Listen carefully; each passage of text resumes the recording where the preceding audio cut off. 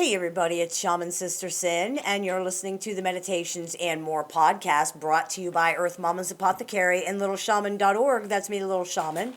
Today I want to talk to you about how narcissists can bankrupt you.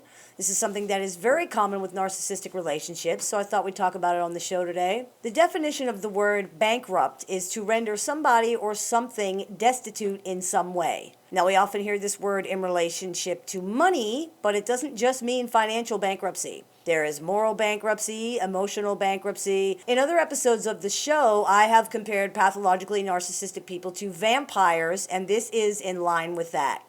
Narcissists take. That's what they do. They take, and if you will keep giving, they will keep taking. They don't seem to have that little voice in their mind that tells them they're taking advantage of other people, and they do not give back. They have nothing of their own that they did not take from another person, so they have nothing to give to other people.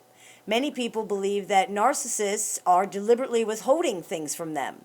That belief is understandable, but it takes for granted that they have something to give in the first place. The overwhelming majority of pathologically narcissistic people just don't. If you understand that you have a semi-finite amount of love, hope, and attention, if you think of your capacity of these things as being like a bank account, then you can see how it can indeed be emptied. And this is what happens in relationships with narcissistic people. You are constantly making withdrawals from your account to give to them, but they're depositing nothing back in. Eventually, everything is spent and there's nothing left. The person is exhausted, they are resigned, and they're depleted. Often this is when the narcissist moves on, after the other person has nothing left to give them. Your so-called care account will rebuild itself over time, so don't despair. And sometimes we will actually see a reappearance of the narcissistic person when this happens. It's up to you to research your emotional investments so that you're not simply throwing them away or putting them into something that's a bad risk. And the narcissist is a bad risk. There's no return on your investment. You might as well be throwing it down a hole. With your finances, there's a concept known as risk versus reward. This means that the amount of reward or return you're going to get on your investment should be worth the risk. If it's not, it's a bad investment. Your emotional investments work the same way. If you don't get back at least what you're putting in, you're making a bad investment. With financial investments, there are something called standard deviations. This refers to the amount of understood risk for that particular investment, usually based on its history. For example, there are certain fluctuations or deviations for certain stocks. These are normal or standard. So if we're speaking of emotional investments, it's the same.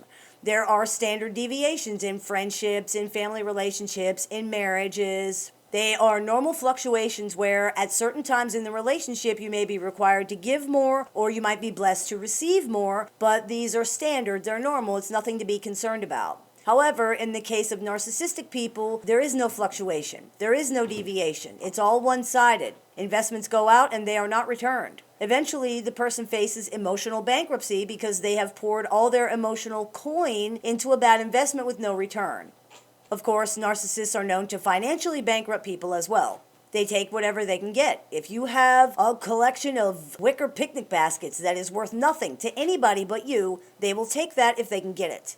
Anything that they perceive as having any sort of value, they will take if they can get. This is because, as we stated earlier, they have nothing of their own and must subsist on either what others give them or what they can take. They are often spiritual, emotional, and sometimes literal thieves, taking whatever they can to prop themselves up and heedless of the consequences to anybody else. The good thing is, like vampires, they have to be invited into your life. They can't emotionally or financially or spiritually bankrupt you if you don't allow them to do that. Bad investments don't make the withdrawals, right? You do. And you don't have to do that if you don't want to. I hope this clears a few things up for you. As always, I look forward to your comments, questions, and suggestions, so please keep those coming. I take appointments every week, Monday through Friday, online and over the phone. So if you're interested in speaking with me, you can go to littleshaman.org and click the Book an Appointment tab to go ahead and do that. Or you can use the link that's available in the information section of this video. You've been listening to the Meditations and More podcast brought to you by littleshaman.org. That's me, Little Shaman. May the Great Spirit bless you and have a wonderful day.